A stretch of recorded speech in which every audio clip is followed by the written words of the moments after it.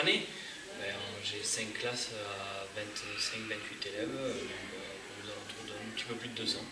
Ce métier vous satisfait? À moi, complètement. Ouais. C'est ça que je voulais faire depuis que je suis un peu plus petit. Et bon, j'ai fait un petit peu d'autres métiers et depuis que je suis professeur. Depuis quel âge? J'avais 22 ans. Moi, j'aime pas donner des devoirs à la maison si ce n'est les contrôles.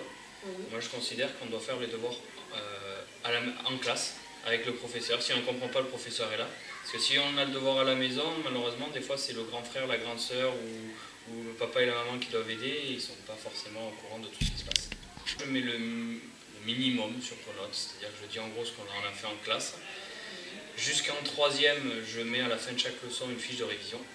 Ça permet de récupérer toutes les leçons même si on a été absent. En troisième, je considère que, comme c'est pour le brevet, ils doivent apprendre à faire des fiches de révision, donc on les fait ensemble tout au long de l'année. Est-ce que vous participez au brevet? Oui, je surveille et en plus je le corrige.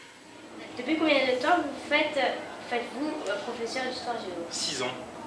Est-ce que ce métier vous satisfait? Énormément. En moyenne, un prof, ça travaille 42 heures par semaine. D'accord. C'est les chiffres des syndicats du SNES. C'est 42 heures. Tu vois, admettons, là, ce matin, j'avais une heure de trou. Pendant l'heure de trou, tu corriges des copies, tu vas voir Madame Labbé pour régler un problème avec un élève. Le soir, tu peux appeler des parents. Et puis aussi, on doit, tu sais, vu qu'on a des matières, on doit toujours se tenir au courant de la matière. Des avancées, des choses comme ça. Et est-ce que vous faites par exemple le lundi, le MC, la géographie et le mardi? Ou est-ce que vous enchaînez? Ça dépend des classes. Ça dépend des classes. Il y a des classes où tu peux enchaîner histoire et géographie. En quatrième, là, je le fais cette année. Parce que les deux programmes, en fait, se répondent. Après, il y a des classes où c'est déconnecté. Tu vois. Et je donne quasiment pas de devoirs. C'est très rare quand je donne des devoirs.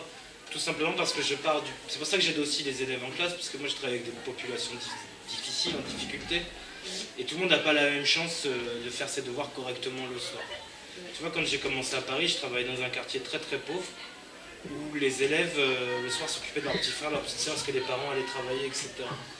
Donc, d'un point de vue de l'égalité entre les élèves, on ne peut pas donner un exercice à des enfants qui ne vont pas avoir le temps ou le matériel, le côté matériel, tu vois, pour faire les exercices.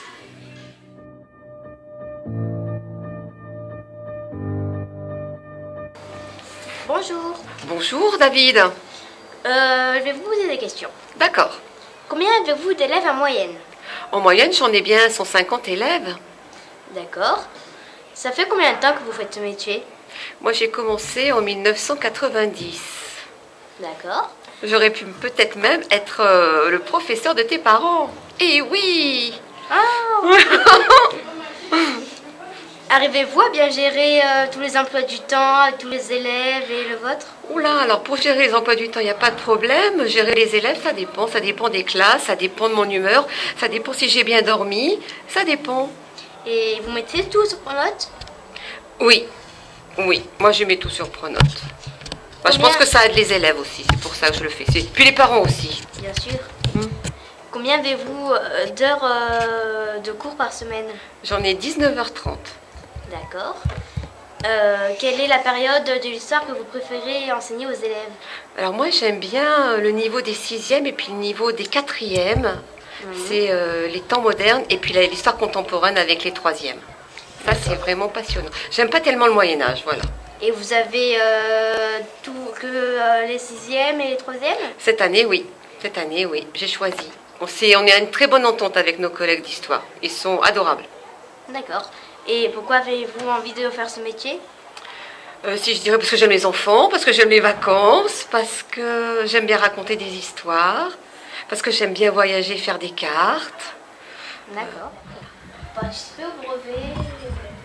Alors je participe en tant que surveillante ou correctrice à l'épreuve de brevet, mais comme j'ai pas de 3e, j'enseigne pas en tout cas au 3e pour le brevet cette année.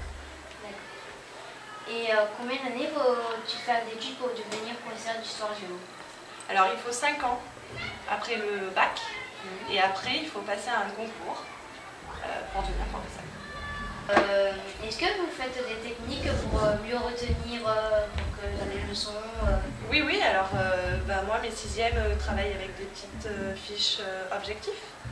Donc à la fin de la leçon, à chaque fois quand on prépare le contrôle, on utilise la fiche objectif pour savoir justement quels étaient les objectifs de la leçon, voir si on a tout bien compris. Et puis après, on utilise différents outils comme la carte mentale par exemple, des choses comme ça. D'accord. J'aurais pu peut-être même être le professeur de tes parents. Eh oui! Ah. Alors, combien d'années étaient-tu Bonjour. Et Seul dans mon monde, 4 heures du mat, loin des flashs, 207 chambres d'hôtel. Je t'appelle mais tu décroches pas.